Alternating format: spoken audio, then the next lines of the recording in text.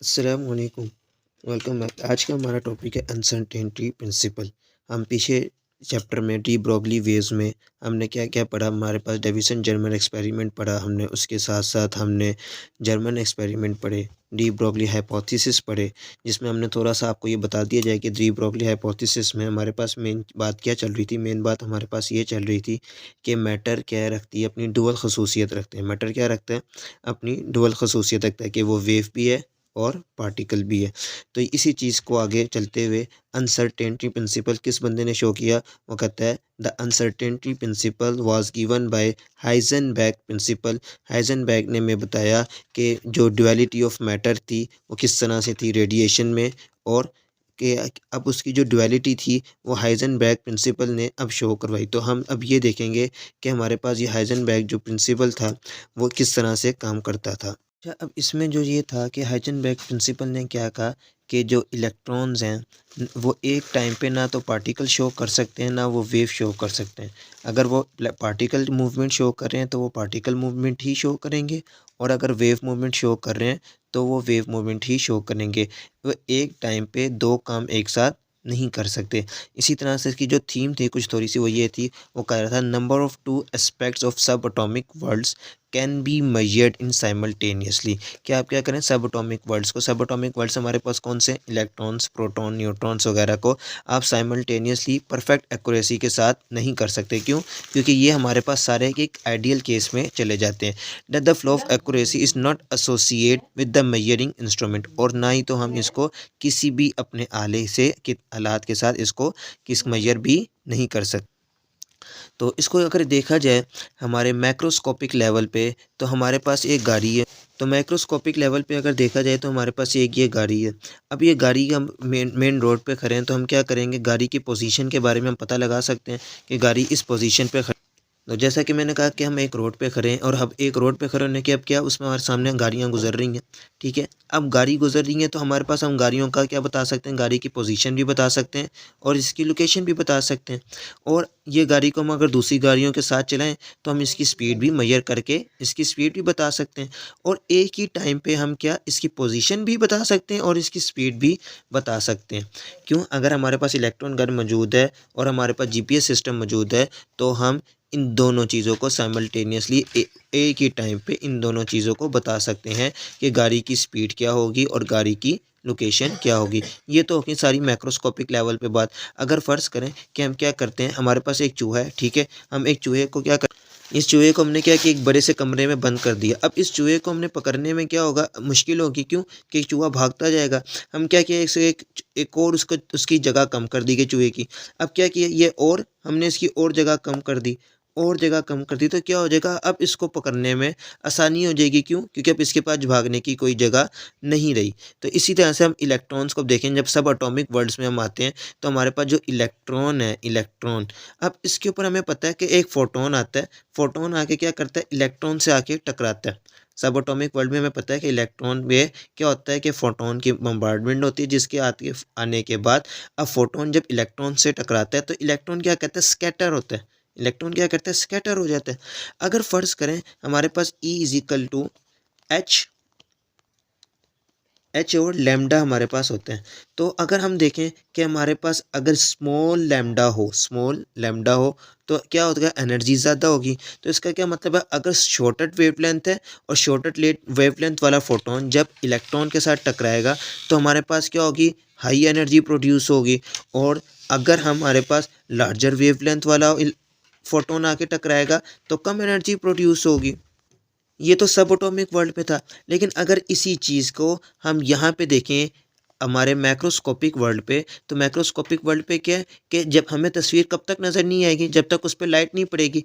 और जब इसके ऊपर फोटोन आके टकराता है तो इसके ऊपर फोटोन आने से टकराने के बाद क्या होगा कि गाड़ी की ना तो पोजीशन पे कुछ चेंज आएगी ना तो स्पीड पे कोई चेंज आएगी। जबकि यहाँ पे क्या था, इलेक्ट्रॉन स्कैटर भी हो रहा था और उसकी स्पीड पे भी चेंज आ रहा था, उसकी लोकेशन पे भी चेंज आ रही थी। लेकिन यहाँ पे मैक्रोस्कोपिक वर्ल्ड में ऐसा कुछ नहीं था। मैक्रोस्कोपिक वर्ल्ड में जब हमारा फोटोन यहाँ से आके टकराता है तो क्या हुआ, गाड़ी को रत्ती बराबर फ़र्क नहीं पड़ता। हाँ, ये होता है कि गाड़ी हमें नज़र आना शुरू हो जाती है कि लाइट, जैसी लाइट गाड़ी में पड़ती है तो वो चीज़ हमें नज़र आना शुरू हो जाती है। ठीक है। इसको रिप्रेजेंट किससे करते हैं, इसको रिप्रेजेंट करते हैं हमारे पास डेल के साइन से, इसको रिप्रेजेंटेशन करते हैं। उसके बाद ये जो लॉ है ये किसके ऊपर एप्लीकेबल होता है, ये सिर्फ मैक्रोस्कोपिक वर्ल्ड पे एप्लीकेबल है, ये सब एटॉमिक लेवल पे नहीं होता, क्योंकि सब एटॉमिक लेवल पे हमारे पास जो सारे वो आइडियल केस शुरू हो जाते हैं। अब इसकी थोड़ी सी डेरिवेशन देख लेते हैं कि डेरिवेशन में हमारे पास क्या है कि lambda is equal to H over P, और ये पी हमारे पास क्या है, मोमेंटम। मोमेंटम हमारे पास क्या होता है, एम वी के इक्वल है, पी किसके इक्वल है, एम वी के। और अब यहाँ पे वैल्यूज़ पुट करें तो देखें पी की वैल्यू क्या है, एम वी आ जाएगी, पी की वैल्यू क्या है, एम वी। तो यहाँ हमें पता है कि लैम्डा, लैम्डा किसकी होता है, लेंथ भी होता है, और लेंथ का यूनिट हमारे पास मीटर होता है। इसी तरह से एम वी हमारे पास क्या है, मोमेंटम। तो मतलब पोजीशन जो है, पोजीशन भी हमारे पास इसमें होगी, लेंथ में होगी, और इसको भी हम लैम्डा से लिख सकते हैं। तो अब ये देखें, ये हमारे पास एक इलेक्ट्रॉन था जिसके ऊपर क्या हुआ, एक फोटोन आके टकराया। अब फोटोन आने के टकराने के बाद देखें यहाँ पे क्या है, वेवलेंथ ज़्यादा है तो एनर्जी यहाँ पे कम होगी इस रिलेशन के मुताबिक, और यहाँ पे क्या वेवलेंथ कम है तो एनर्जी ज़्यादा होगी। एनर्जी ज़्यादा होने की वजह से क्या होगा, जब ये इलेक्ट्रॉन जो फोटोन है इलेक्ट्रॉन से टकराएगा तो ये किक आउट बड़ी जल्दी से किक आउट कर देगा। तो इसे किक आउट करने की वजह से हम ना इसकी एनर्जी को मेजर कर पाएंगे और ना इसकी लोकेशन को। ठीक है, तो हम क्या करेंगे, स्मॉल वेवलेंथ वाला जो फैक्टर है वो इस्तेमाल नहीं करेंगे एज़ कम्पेयर लार्जर वेवलेंथ के, हम लार्जर वेवलेंथ वाला फैक्टर को इस्तेमाल करेंगे। यहाँ पे आप देखें कि एक्स जो है पोजीशन है वो किसके डायरेक्टली प्रोपोर्शनल है, लैम्डा के, और इन्वर्स प्रोपोर्शन किसके है, मोमेंटम किसके इन्वर्स प्रोपोर्शन है, एच के, जो हमारे पास कांस्टेंट है। अब हमारे पास अनसर्टेनिटी प्रिंसिपल के कुछ फैक्टर्स हैं, कुछ फंक्शन हैं, जिसमें सबसे पहला फंक्शन हमारे पास क्या है, पोजीशन ऑफ ए मोमेंटम। तो इसके पोजीशन ऑफ मोमेंटम में वो क्या कहता है, if you know that where is electron, आप जानते हैं कि अगर इलेक्ट्रॉन कहाँ पे है तो you can not predict a speed, तो आप उसकी स्पीड मेजर नहीं कर सकते। पहली बात क्या हो गई, अगर आप इलेक्ट्रॉन को जानते हो कि इलेक्ट्रॉन की लोकेशन कहाँ पे है तो आप उसकी स्पीड नहीं बता सकते। दूसरी चीज़ क्या है, वो कहता है if you know that the speed you can not predict the location of electron, और अगर आप उसकी स्पीड जानते हो तो आप इलेक्ट्रॉन की लोकेशन नहीं बता सकते। क्यों, अब ये देखो, आपको जैसे मैंने इस चूहे की एग्जांपल दी कि आपके पास ये चूहा था, अब ये चूहा जो हमारे पास अगर बड़े कमरे में होगा तो क्या होगा, ये कहीं पे भी हो सकता है, हम इसकी लोकेशन नहीं बता सकते। लेकिन अगर इसको हम छोटा कर दें तो हम इसकी क्या करेंगे, इसकी लोकेशन बता सकते हैं। इसी तरह से यहाँ पे हमारे पास क्या है कि अगर हमें स्पीड पता हो जाए तो हम उसकी इलेक्ट्रॉन की लोकेशन नहीं बता सकते। क्यों, क्योंकि ये हमारे पास सब एटॉमिक वर्ल्ड पे है, और अगर हमें स्पीड पता हो तो हम इलेक्ट्रॉन नहीं बता सकते कि इलेक्ट्रॉन किधर है, और इलेक्ट्रॉन पता हो तो हम उसकी स्पीड नहीं बता सकते। ठीक है, ओके। उसके बाद इसकी डेरिवेशन पे आ जाते हैं। हम जैसे बताया कि शॉर्टेड वेवलेंथ पे हमारे पास क्या होगा कि lambda is equal to del X के, ये इक्वेशन नंबर 1 आ गई, और लार्जर वेवलेंथ पे हमारे पास क्या होगा, is equal to H C over lambda. और हमें यहाँ पे ये जो पी है, पी हमें पता है कि डी ब्रोगली इक्वेशन, हमने यहाँ पे डी ब्रोगली इक्वेशन लगाई, P is equal to H over lambda. Lambda हमारे पास हमें पहले ही पता चल गया, पी की वैल्यू भी पता है, हमने क्या करना है, ये साइन का इस्तेमाल करना है। अब ये जो डेल का साइन है ये आपको मैंने बता दिया कि डेल का साइन किसको शो कर रहा है, अनसर्टेनिटी को शो कर रहा है। किसको शो कर रहा है डेल का साइन, अनसर्टेनिटी को। इक्वेशन नंबर 1 और इक्वेशन नंबर 2 को आप क्या करो, आपस में मल्टीप्लाई करवा दो, तो del X multiplied by del P X. यहाँ पे ये जो एक्स है, हमने सिर्फ हॉरिजेंटल कंपोनेंट लिया है एक्स का, तो इस वजह से हमने यहाँ पे ये एक्स लिखा है। और उसके साथ ये हमारे पास क्या आ जाएगा, एवरेज का अप्रोक्सीमेट का साइन आ जाएगा, lambda dot H over lambda. ये लैम्डा लैम्डा से कैंसिल हो जाएगा, हमारे पास क्या बचेगा, del X multiplied by del P X. तो ये हम इसको किस तरह से पढ़ेंगे, uncertainty position by uncertainty of momentum is approximate by the Planck constant. ये एच तो मतलब ये दोनों 21 के इक्वल हैं, प्लैंक कांस्टेंट के इक्वल हैं, और ये एच हमारे पास किसके इक्वल होता है, एच हमारे पास इक्वल होता है, ये हमारे पास एच रिड्यूस पढ़ते हैं, इसको क्या पढ़ते हैं, एच रिड्यूस और एच की बार, और ये हमारे पास 2 के इक्वल होता है।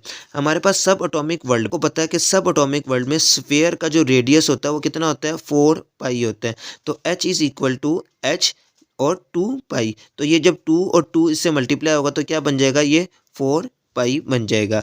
तो इस तरह से इन सब एटॉमिक वर्ल्ड में एच बार किसके इक्वल आ जाएगा, एच ओवर 2 पाई के। जब आप इसको मल्टीप्लाई कर दोगे तो आपके पास क्या बन जाएगा, 4 पाई।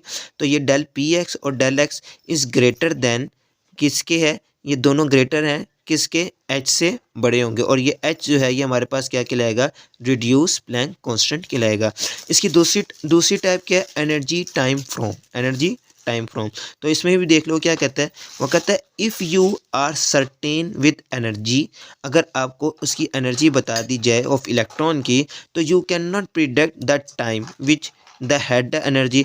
अगर फ़र्ज़ करो आपको ये बता दिया गया है कि इलेक्ट्रॉन की एनर्जी इतनी है, तो आप ये नहीं बता सकते कि उसमें कब तक वो एनर्जी रहेगी, कितने वक्त तक उसमें ये एनर्जी रहेगी। और अगर आपको ये बता दिया जाए कि उसमें ये इतने टाइम तक एनर्जी रहेगी, तो आप ये नहीं बता सकते, उसमें कि एनर्जी जो है वो कितनी होगी। फ़र्ज़ करें, अगर फ़र्ज़ करो मैं आपको बता दूं कि उसमें जो है एनर्जी 5% एनर्जी है, तो आप ये नहीं बता सकते कि एनर्जी वो कितने वक्त तक रहेगी, 1 मिनट तक रहेगी, 2 मिनट तक रहेगी, वो आप ये नहीं बता सकते। और फ़र्ज़ करो मैं अगर बता दूं कि 5 मिनट तक उसकी एनर्जी है, तो आप उसको ये नहीं बता सकते कि उसमें एनर्जी कितनी है। ठीक है, अब इसको सोल्व करते हैं। तो देखो E=HF, हमारे पास फ्रीक्वेंसी किसके इक्वल होता है, फ्रीक्वेंसी में पता है रेसिप्रोकल है 1/, ठीक है, टाइम के रेसिप्रोकल है फ्रीक्वेंसी। और इसको हम प्लैंक कांस्टेंट में किस तरह से लिखते हैं, F=C/λ के, तो hc/λ। यहाँ पे आप वैल्यूज़ पुट करो तो देखो E=H, और यहाँ पे फ्रीक्वेंसी की वैल्यू क्या आ जाएगी 1/T। तो ये T इधर डिवाइड हो रहा है, इधर आके क्या हो जाएगा, T मल्टीप्लाई हो जाएगा, तो E.T=H के। हमने क्या किया, अनसर्टेनिटी प्रिंसिपल लगा दिया। तो देखो uncertainty energy multiplied by uncertainty time is equal to H के। तो अब यहाँ पे आप देखो कि एनर्जी को बढ़ाने से वेवलेंथ कम हो रही है, और वेवलेंथ बढ़ाने से एनर्जी ज़्यादा हो रही है। तो देखो कौन सा रिलेशन बन रहा है, ये इन्वर्स रिलेशन बन रहा है। और टाइम को कम करने से या ज़्यादा करने से वेवलेंथ पे भी वही असर पड़ रहा है जो टाइम पे पड़ रहा है। तो ये क्या है, ये आपस में डायरेक्ट रिलेशन को शो कर रहा है। तो देखो इसकी डेरिवेशन क्या बनेगी, ये हमारे पास जो हिस्सा था सारा, जो ये सारी डेरिवेशन है, ये हमारे पास क्या है, या तो इसका आप ओरिजिन कह लो, ठीक है, या इसका अंडरस्टैंडिंग पॉइंट कह लो आप, जो एक हमने जो समझने के लिए लगाई। ठीक है, आप बुक में देख सकते हो कि उसने ये डायरेक्ट स्टेप किए हुए, तो आपको ये समझ नहीं आएगा कि H/C/λ हमारे पास जो पहली इक्वेशन बनी, और दूसरी इक्वेशन में ये जो टाइम हमारे पास आया, ये टाइम कहाँ से आया और ये किस तरह से हमारे पास बनी। तो उसके लिए क्या है, आपको अपना क्या कॉन्सेप्ट को क्लियर रखने के लिए ये थोड़ा सा अंडरस्टैंडिंग पॉइंट को करना पड़ेगा। उसके बाद यहाँ से इसकी डेरिवेशन शुरू करते हैं कि एनर्जी किसके इक्वल है, अप्रोक्सीमेट H/F के, और H/F हमारे पास किसके इक्वल है, C/λ के। तो ये हमारे पास इक्वेशन नंबर 1 बन गई। और इक्वेशन नंबर 2 हमारे पास क्या बन गई, del T approximate over λ/C। आपने वही सेम काम किया जो फर्स्ट में किया, 1 और 2 को आपस में मल्टीप्लाई करवा दिया। तो del T अप्रोक्सीमेट किसके आ जाएगा, H/C λ/λ। तो ये लैम्डा से कैंसिल हो जाएगा, C से कैंसिल हो जाएगा। तो डेल एनर्जी अप्रोक्सीमेट, और ये डेल हमारे पास क्या है, uncertainty energy equal to dot uncertainty time approximate of H। और H हमारे पास क्या, प्लैंक कांस्टेंट है, और H की जगह पे हम क्या लिखते हैं, H बार, जिसको हम रिड्यूस प्लैंक कांस्टेंट पढ़ते हैं। तो डेल एनर्जी X और del T is greater than equal to reduce Planck constant है। यहाँ तक हमारे पास इसका ये टॉपिक था। नेक्स्ट टॉपिक में हम पढ़ेंगे uncertainty principle by single slit diffraction. उम्मीद है आपको ये समझ आया होगा। जब तक के लिए अल्लाह हाफिज़।